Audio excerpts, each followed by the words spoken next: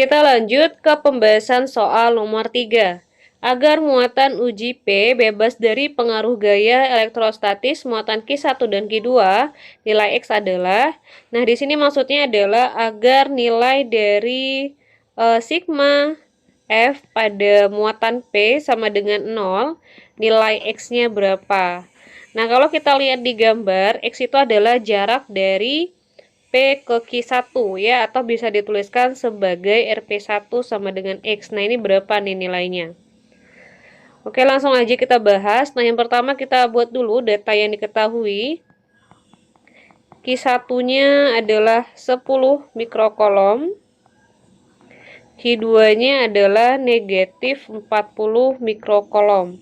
Kemudian RP1-nya kan sudah X ya, berarti kita tinggal tulis nilai dari RP2. RP2 itu berarti jarak dari muatan P ke muatan 2, berarti dari sini ke sini. Berarti RP2-nya adalah 4 ditambah dengan X.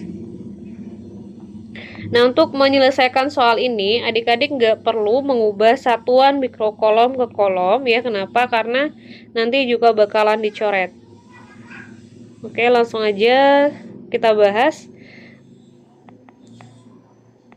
Nah, untuk menyelesaikan soal ini langsung aja ditulis, berarti ada RP1 ya. Kalau ada RP1 berarti F-nya adalah FP1, RP2 berarti di sini FP2, kayak gitu. Rumus F itu kan K ya, K Q1 Q2 per R kuadrat kan. Itu kalau misalnya dia F12. Nah, kalau dia FP1 berarti persamaannya menjadi KQP Q1 per RP1 kuadrat. Kalau FP2 ntar jadinya KQP Q2 per RP2 kuadrat. Yang sama tinggal dicoret, berarti yang sama adalah K dengan QP. Sisanya berarti Q1 RP1 kuadrat sama dengan Q2 RP2 kuadrat. Nah, yang saya maksud tadi di sini adik-adik, kalau seandainya kamu ubah ke dari mikrokolom ke kolom, itu kan berarti ntar dikali 10 min 6 tuh. Nah, di sini tuh bakalan dicoret juga satuannya. Ya kan? Jadi nggak perlu diubah tuh nggak masalah untuk konsep soal yang seperti ini. Oke, langsung aja kita masukin nilai Q1-nya 10, RP1-nya adalah X, Q2-nya adalah 40, dan RP2-nya adalah 4 ditambah X, jangan lupa dikuadratin. Oh ya, saya jelasin dulu kenapa di sini saya buat positif, negatifnya nggak saya masukin. Karena untuk konsep soal gaya kolom dan medan listrik, ketika muatannya bernilai positif atau negatif, nilai positif dan negatifnya itu nggak perlu kamu masukin ke dalam rumus atau ke dalam persamaan seperti ini. Karena nilai dari positif atau negatif, dia tujuannya hanya untuk menentukan apakah kedua buah muatan itu tolak-menolak ataupun tarik-menarik. Nah, seperti yang sudah saya bahas di soal yang ini ya adik-adik. Oke, semoga paham ya. Oke, langsung aja kita hitung. Caranya adalah kita hitung dulu ya, atau kita bagi dulu 0 dengan 0, kemudian kumpulin yang sejenis, atau bahasa simpelnya diceng aja, X kuadrat dengan 4. Jadinya berarti 1 per 4 sama dengan X kuadrat per 4 tambah 4 tambah X ya. 4 tambah X kuadrat. Nah, karena di sini ada kuadrat, supaya hilang berarti kedua ruas kita akarkan. Akar 1/4 adalah 1/2, kemudian akar X pangkat 2 adalah X ya, kemudian yang ini berarti 4 ditambah X. Lanjut, kita tinggal kali silang aja. Berarti jadinya adalah 4 ditambah X sama dengan 2X. Atau bisa kita tuliskan 2X dikurang X sama dengan 4, atau X sama dengan 4 cm. Jawabannya adalah yang A. Nah, kita lanjut ke soal nomor 4. Letak titik yang kuat medannya 0 adalah, nah jadi untuk soal ini mirip seperti soal yang ini ya adik-adik, cuman bedanya adalah untuk soal yang nomor 3 ini, letak dari muatan ketiganya sudah dikasih tahu. Jadi kamu nggak perlu identifikasi lagi, langsung aja masuk ke persamaan ini. Nah, kalau kasus soal yang seperti ini, kamu harus mengidentifikasi dulu di mana letak dari muatan yang ketiganya atau muatan ujinya di mana. Setelah kamu identifikasi di mana posisinya, barulah kamu bisa masuk ke persamaan yang ini. Oke, kita uji dulu atau kita cek dulu di mana posisinya. Jadi kita buat 3 titik sembarang ya. Yang pertama kita anggap misalnya di sini titik A, kemudian titik B, dan titik C. Titik A itu posisinya di sebelah kiri P, titik B posisinya di antara muatan P dan Q, dan muatan C itu berada di sebelah kanan Q. Nah, di mana untuk muatan titik pada medan listrik, itu dia muatannya selalu dan pastinya bernilai positif. Sehingga berarti ini positif, yang ini positif, ini juga positif. Nah, sekarang tinggal kita cek aja bagaimana hubungan antara muatan A dengan muatan P dan Q. Apakah dia saling tarik-menarik ataupun tolak-menolak. Kita cek ya sekarang. A ke P positif dengan negatif, berarti tarik-menarik sehingga panahnya ke kanan. Ini adalah nilai dari EAP. Kemudian cek lagi A dengan Q positif dengan negatif. Berarti tarik-menarik juga sehingga panahnya adalah ke kanan. Ini adalah besar dari medan listrik EAQ. Nah, untuk syarat kuat medan sama dengan 0 atau sigma E sama dengan 0, untuk panah dari medan listriknya itu harus berlawanan. Jadi kalau misalnya yang satunya ke kanan, yang lainnya pasti ke kiri. Nah, kalau konsepnya seperti ini berarti dia tidak memenuhi syarat. Artinya posisinya bukan di A atau bukan yang di C. Kenapa bukan di C? Kalau di C berarti dia panahnya ke sana semua. Ya enggak? Ya kan? Kan ini positif nih, ke negatif berarti ke kiri dong panahnya. Ya ini juga sama. Makanya posisi dari muatan yang ketiganya atau muatan titiknya itu bukan di A, bukan di C, karena dia searah semua. Oke, langsung aja kita hapus ya yang ini biar nggak menu-menuhin.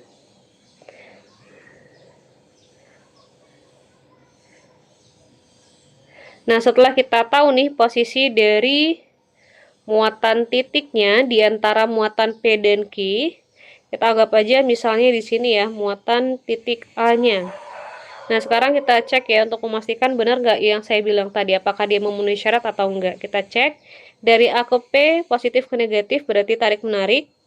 Panahnya ke sini, EAP.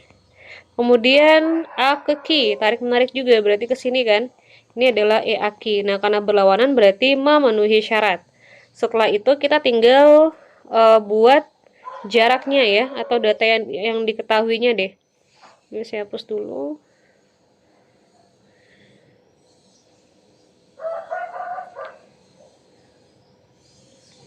Oke, kita buat data yang diketahuinya. Yang pertama ada jarak dari muatan P ke A, atau jarak dari RAP.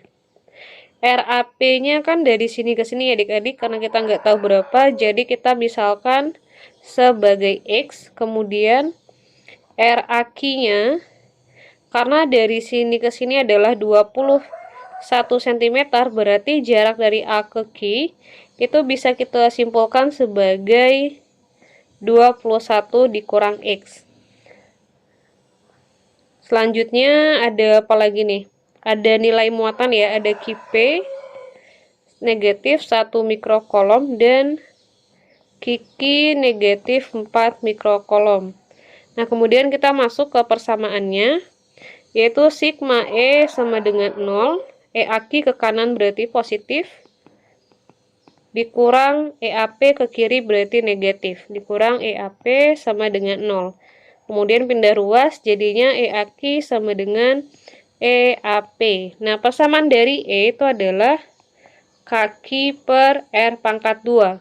Sehingga untuk EAQ persamaannya menjadi Q dikali Kiki per R AQ pangkat 2 sama dengan KQP per RAP pangkat 2. K-nya sama kita coret. Kemudian tinggal kita masukin nilai dari QP adalah 1. Sorry, Kiki ya maksudnya. Kikinya 4, kemudian RAQ-nya adalah 21 dikurang X dikuadratkan. QP-nya 1 dibagi RAP-nya adalah X dikuadratkan. Kemudian sama seperti soal yang sebelumnya, kita kumpulkan yang sejenis. Jadi untuk X kuadrat dengan 4, kita tukar aja posisinya. Sehingga menjadi X pangkat 2, 21 dikurang X pangkat 2 sama dengan 1/4. Kita akarkan kedua ruas. Jadinya berarti X per 21 dikurang X sama dengan 1/2. Lanjut tinggal dikali silang. Hasilnya adalah 2X sama dengan 21 dikurang X. Atau 3X sama dengan 21 sehingga diperoleh X-nya adalah 7 cm. Nah, tinggal kita cek lagi 7 cm itu di mana ya? Apakah di kanan P atau di kiri P? Oke, ini kita hapus dulu. Nah, untuk 7 cm adik-adik itu posisinya adalah di sini. Ya kan? Artinya 7 cm itu dia di kanan P. Kita cek apakah ada. Oh, ternyata ada ya adik-adik 7 cm di kanan P. Nah, kalau misalnya untuk posisi di sebelah kiri Q, berarti kamu tinggal kurangin aja. 21 dikurang X. Artinya jawabannya adalah 14 cm di sebelah kiri Q, seperti itu. Oke, kita lanjut ke soal nomor 5 ya ini ya. Soalnya adalah sebuah kawat memiliki panjang 100 cm. Panjang itu lambangnya adalah L. Karena dia masih cm, kita ubah ke meter. Artinya 1 meter. Kemudian ada arus listriknya 4 ampere. Arus lambangnya adalah I. Berada dalam medan magnet sebesar 0,005 Tesla. Berarti ini adalah nilai dari B. Besarnya gaya Lorentz yang dirasakan kawat berapa? Yang ditanyakan berapa nilai dari FL-nya. Oke, langsung aja kita bahas. Untuk menghitung nilai dari gaya Lorentz, kita gunakan persamaan dari B dikali I dikali dengan L. Masukin B-nya 0,05, kemudian I-nya 4, dan L-nya adalah 1. 0,05 dikali 4 berarti 0,2 Newton. Jawabannya adalah yang C. Kita lanjut ke soal yang terakhir ya ini ya. Perhatikan gambar berikut. Dua kawat lurus yang dialiri arus listrik seperti gambar di atas mengalami gaya tolak-menolak persatuan panjang sebesar 4 dikali 10 pangkat min 7 Newton. Tentukan besar arus pada kawat Q. Berarti yang diketahui itu adalah nilai dari gaya persatuan panjang ya. Berarti F per L. 4 dikali 10 pangkat min 7 Newton per meter. Kemudian kalau kita lihat di gambar, ini ada nilai dari arus pada kawat P atau IP yaitu 0,4 ampere. Yang ditanyakan adalah arus pada kawat Q atau berapa nilai dari IQ. Langsung aja, nah kita gunakan persamaan dari F per L sama dengan mu 0 I1 I2 per 2 PA.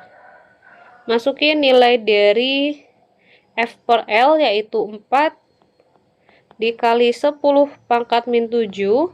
Mu 0 nya adalah ketentuan ya adik-adik, mu 0 ini Nilainya adalah 4pi dikali 10 pangkat min 7. I1 nya kita anggap sebagai IP. I2 nya berarti IQ. IP nya adalah 0,4. IQ yang ditanyakan dibagi 2pi dikali A. Nah, A ini adalah jarak antara dua buah kawat. Jaraknya adalah 10 cm atau 10 pangkat min 1 meter. Tinggal kita hitung aja. Pi dengan pi-nya kita coret. Kemudian kita bisa bagi 4 dengan 4 ya. 4 dengan 4 kita coret, kemudian 0,4 kita bagi 2 berarti 0,2. Sehingga menjadi 10 min 7-nya kita kali dengan 10 min 1 ya, karena kali silang. Berarti 10 min 7 dikali 10 min 1. Yang ini sisanya berarti ada 0,2. Kemudian ada kali 10 min 7 dan ada IQ. Nah, seperti ini. Udah masuk semua ya berarti ya. Selanjutnya tinggal kita hitung aja, dikali pangkatnya dijumlah, berarti 10 min 8 sama dengan 2 dikali 10 min 8 IQ. Sama-sama 10 min 8 berarti dicoret, artinya nilai dari IQ adalah setengah atau 0,5 ampere.